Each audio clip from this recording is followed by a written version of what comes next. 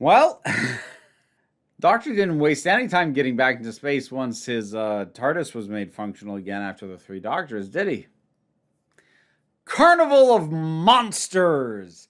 Classic Doctor Who review time. It's a third Doctor story. And yeah, this this one's got some neat touches. A lot of it buoyed by quite good performances, especially from the supporting cast. But this one this one does some interesting things. So, sort of what I led off with. This is the either the first or the second, might be the first. This is one of the first stories that happened after the Three Doctors, which was kind of an important story because the third Doctor was somewhat infamously largely earthbound. It's why he was always working with UNIT and had to deal with the Master over and over and over again as the Master tried to take over Earth all the dang time. But he now has the TARDIS again. He's going out and traveling. And so we immediately open on a planet with people with gray, silver face paint looking okay. And this subservient race with these really wonky, not very good looking masks at all. And then we have a couple of travelers show up who just look absolutely preposterous with all these dots and like balls in the hair. And it's like, oh, okay. I get the distinct feeling that when the show decided, like, we're going to start doing space set stuff again, they weren't given any extra money to do that. And they had to work on the same kind of budget that was largely built on the idea that they were going to be shooting on the same sets they used a lot and relatively cheap filming locations. But now suddenly they have to build multiple, out there alien sets and do all these makeups and have, these extras. And it's like, oh, no, you do this for the same amount of money. That's what it looks like, at least. And it's kind of cute. It's kind of charming in the way that cheap looking Doctor Who can be. I think for me, the thing with cheap looking Doctor Who is it has to look like they truly did the best they could with what they had. And this, I'm not sure it's truly the best they could have done, but it's pretty good.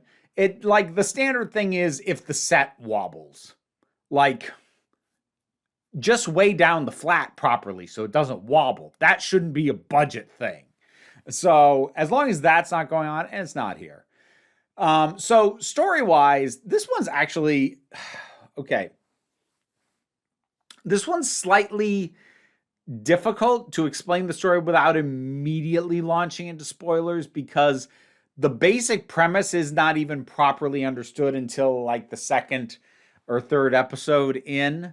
But I think I'm just going to have to tell you. So the Doctor and Joe Grant, they take the TARDIS out. The Doctor's trying to take Joe to this planet, but they end up, for some bizarre reason, on a boat, a 1920s era sailing boat, just being piloted and with passengers from England from around that time. Very, very. Oh, yes, stiff upper lip. Oh, yes, we will go forth and tame the savages. And, like, pardon my use of that kind of language. That kind of language very much does show up in this. Not just from the humans, also from some aliens that I'll get to in a minute. So that's where the Doctor and Joe are, and they're trying to figure out what the heck. How did we get here? What is going on? Especially since these people soon start to like reset and redo their last set of interactions. It's not a time loop, but they're like, what is going on? And at the same time, we are seeing basically a couple of traveling carnival people with this, with their Carnival of Monsters, which is this little compact thing with the viewing port that you can see what's going on inside and see all these miniaturized people, monsters, etc., that have been made to exist within this thing. Now, all this is happening on a planet with, let's go with oppressive politics. You have this very clear sort of subservient worker class uneducated so far as can be told, or at the very least treated that way. And then you have the bureaucratic, somewhat paranoid people who actually run the planet, and they are having a constant kind of struggle with these carnival type people, the ones who have the carnival of the monsters, because they're like, we don't even want you here at all. And the guy who's doing Vorg, the guy who owns this thing, he's a low level con man. And it's, I kind of like it because con men can be very overdone in that, like, oh, he can talk his way through anything. No, this guy's thing, he kind of just bumbles his way and lucks out of a lot of stuff. That's kind of made explicit later on. But, he's just trying to bumble his way through this. And his poor assistant, who actually seems to catch on to stuff better than he does half the time.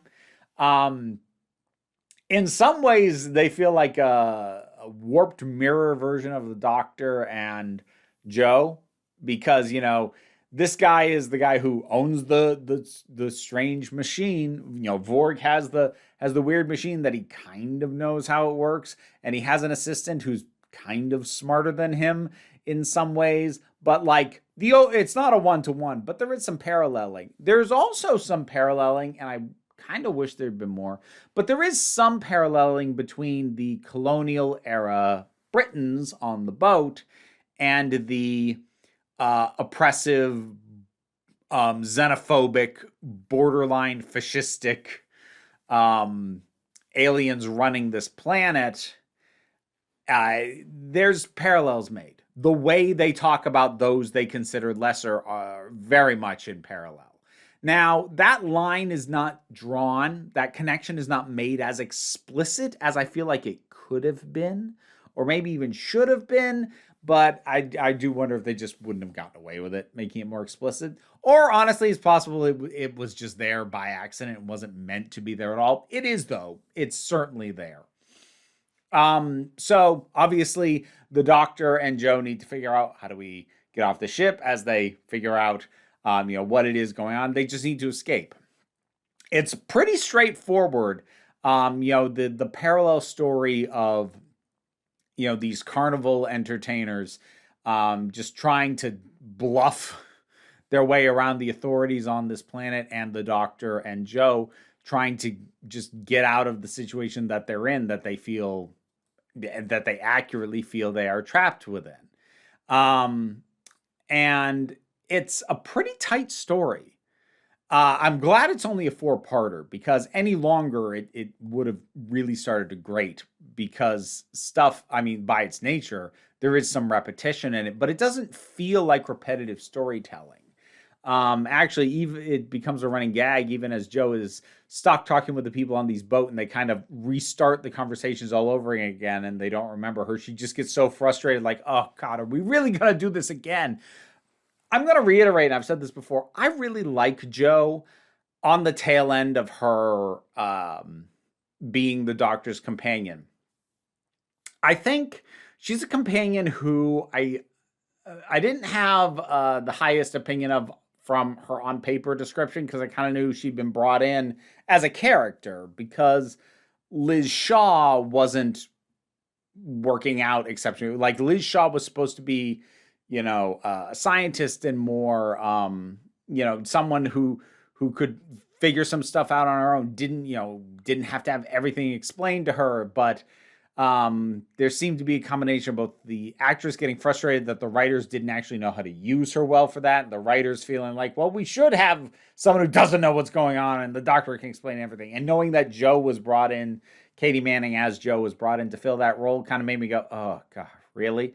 But actually seeing her in the part more and more, I really like Joe. Joe has a lot of agency. She's got a lot of personality. She has fantastic performance chemistry with Jon Pertwee. Like, they're so good together. But she also has so many great little moments. Like, she steals the keys off of one of the officers on the boat just because she thought they might need them later.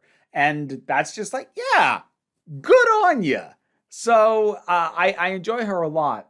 This isn't really an episode that gives Jon Pertwee himself that much of a chance to shine, I think, because effectively the Doctor and Joe are only in half of the story out of the two that are running parallel, and the other one he barely enters into. So we actually seem to get less of him than feels standard. What's there is good. There's actually kind of a moment I really like where they're trying to explain their presence on this boat, and Joe launches into a lie that makes the Doctor look a little bit foolish, and the Doctor immediately goes like, "Well, now see here," and I kind of like that his ego is such that it makes him a bad liar because he can't quite bring himself to have a cover story that includes him looking like a fool. So like it's just a fun character beat and a fun character moment in there. And there's a fair amount of that kind of stuff. I did mention before that the performances by the supporting cast do a lot to bolster this. So like there's a again good dynamic and good rapport between the two sort of Carnival people. And with the aliens who are running the planet, like there's political machinations, and they're kind of Weasley, and they're definitely xenophobic, but they have a very cold and formal way of speaking. Like they refer to themselves as each of them refers to themselves individually as one. Saying things like, "Well, one must assume that this would be the case." Sort of talking in that manner. And that has a nice sort of slightly distancing effect because it's a little odd to hear, but it's not so odd that you can't follow it. So like conversation and dialogue still flows well. And the actors actually do a pretty dang good job of coming across as cold and to a certain degree unfeeling, but also like not having that translate to flat and monotone in the performance. Because I brought this up like a while back when I talked about the Wednesday show on Netflix. It's really hard to do cold and unemotional reading without having it be completely flat. And the actors in this playing the aliens, they managed to pull that off. So that was good to see as well. There is some of the usual jank that you expect related to the budget. I will say though, end of the first episode has a phenomenal cliffhanger. Like one of the best of the classic era I've seen, to be blunt. And I'm not sure I want to say exactly what it is, but I think I can explain why it's great without telling you what it is. Because the reason it's a really good cliffhanger is because it's something happens that's just like, wait, what? The hell is that? Because the problem with most cliffhangers is it's like, oh, here's this danger. And like, yeah, but we know they're going to be fine. Like the show's not going to end. We know that the Doctor and the companion are going to be fine. But instead, here something happens that it's just like, what the hell? And it just raises all these questions rather than trying to be like, sudden danger. It's just more like, wait, well, that just complicates everything. And it's done really quickly with a really easy to understand visual that just makes you go, what? And like, once you see it, it's not that hard to figure out what has gone on, but it's just presented so confidently. That was good. That was good. I enjoyed that a lot. This was a pretty good time overall. I think the only complaints I have are just missed opportunities and stuff that I'm like, I kind of wish you'd either done more of that or addressed that properly. So like I mentioned before, drawing more parallels between the sort of UK colonizer types and these oppressive aliens. Like the parallels are there. I kind of wish they'd done more with them. And kind of on a related note, I mentioned there's sort of a servant class on this planet that I don't like that is still intact by the end. That feels like, boy, for how much they were mistreated, it really feels like that should have had an end put to it. It just kind of doesn't. Yeah. But overall, this is a good time. Again, I'm really glad it was a 4-parter because it needed the brisk pace if it was ever going to work. trying to even do one extra episode in this, it would have become a slog. But at 4 episodes, this keeps a good pace, and it goes some weird places, some interesting visuals, some fun characterization. As I said, really strong supporting cast in this one, which this one especially needed because there's so much story going on that the Doctor himself is not involved in. And the Doctor and Joe together are just good. That's it. So, Carnival of the Monsters. You watched it lately? What did you think of it?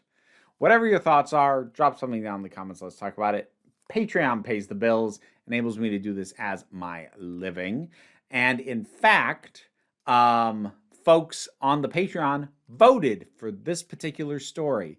I decided it was time to do a third Doctor, but they got to vote on which one I did, and this was the one that won. So that's something that you get as a Patreon perk, amongst other things. But even if you can't help me out that way, like, share, subscribe are also of great assistance. But what I really want you to remember is that this is ultimately the break room. So we take a relaxed attitude around here. Just come on back next time you need a break.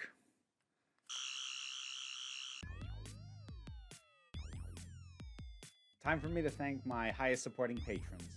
Robin Moore, Zubin Lutfula, Goddess Elida, Oliver B., Tarak, The Thing That Goes Doink in the Anime, Ruth, Goes with the Gazarian, Solitary Pictures, Ulrich Bogdan, Geek Filter, Melinda Walters, Toku BL Hubian, Jen, Auntie Kate 808, Becky Sparks, Renabi Likes the Poodle, Robin Powell, T Love, Tracy Scrappett, Angry Casperl, Dave Hall, Quite Bearish, Rosalind Bennett, Pao Barabajagal, I'm sorry for whatever butchery I did to that, and Mira G.